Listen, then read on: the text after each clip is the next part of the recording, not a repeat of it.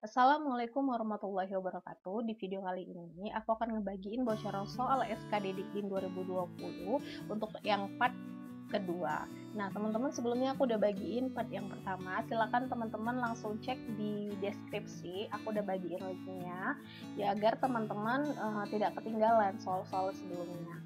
Nah, bagi teman-teman yang belum subscribe, silahkan di subscribe ya, dan nyalain lonceng notifikasinya karena aku bakal ngebagiin part yang ketiga agar teman-teman tidak ketinggalan updatean terbaru bocoran soal SKDDIN 2020 ini.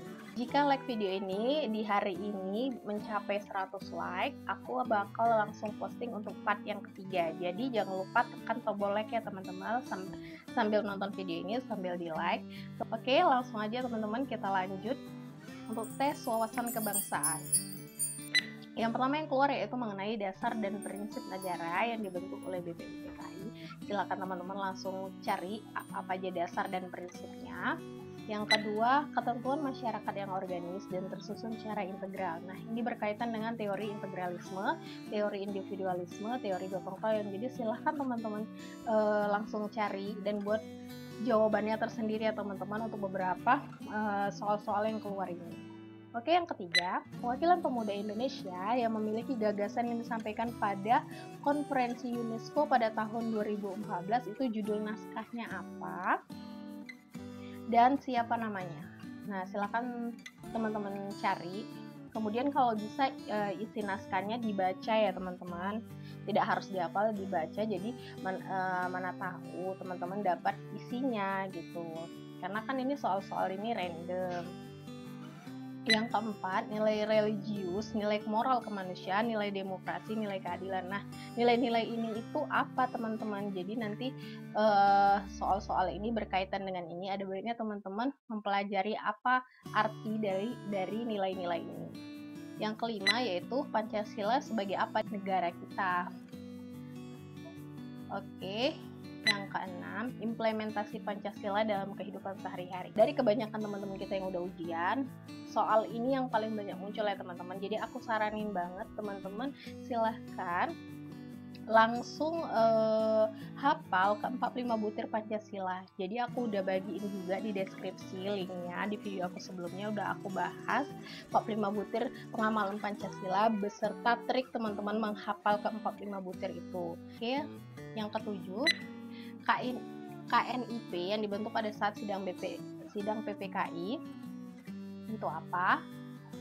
Kemudian 8, pada tahun 1854 sampai 1860 ada surat kabar berbahasa Melayu. Nama surat kabar tersebut itu apa?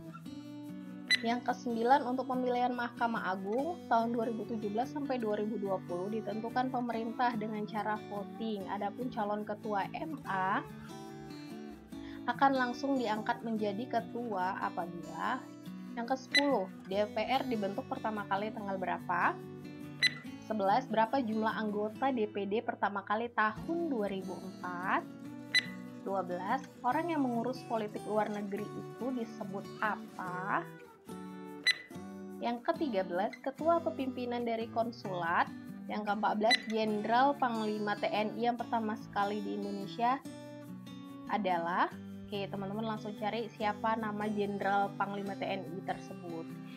Yang ke-15, presiden yang tidak dapat membubarkan DPR tertuang pada Undang-Undang 1945 pasal berapa. Jadi teman-teman, ternyata ada beberapa teman-teman kita yang dapat pasal. Jadi karena soal ini random, kan ini soal yang dari BKN ini banyak ya teman-teman, berkisar ratusan ribu soal, jadi tidak semuanya sama, ini hanya sebahagian kecil yang bisa teman-teman pelajari ya.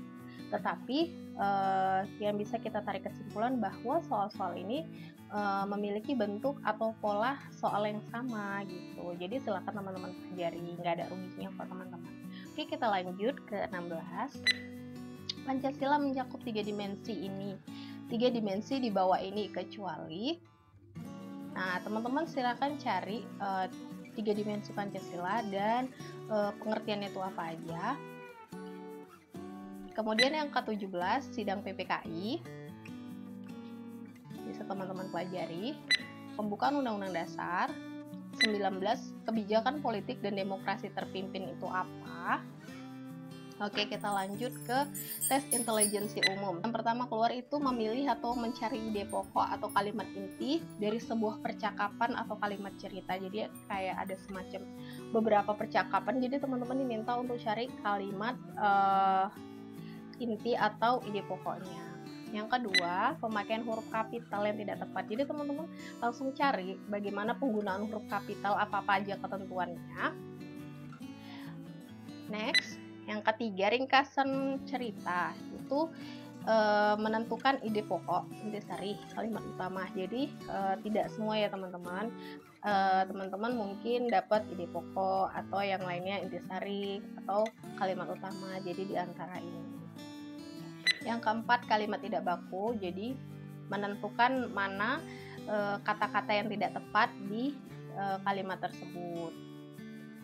Yang kelima itu mengenai figural. Figuralnya berbentuk analogi. Jadi bukan bahasa saja ya teman-teman, ada hubungan katanya, tapi figural atau gambar itu juga ada hubungan kata, ada hubungan antara gambar satu dengan gambar berikutnya. Itu keluar teman-teman di tes SKD kali ini. Oke teman-teman, itu aja bocoran soal dari aku. Jadi jangan lupa di subscribe agar teman-teman tidak ketinggalan di part ketiga. Dan silahkan tekan tombol like, karena kalau hari ini tembus 100 like, maka aku langsung rilis untuk yang part ketiganya. Demikian ya teman-teman video kali ini, semoga bermanfaat dan semoga teman-teman berhasil. Wassalamualaikum warahmatullahi wabarakatuh.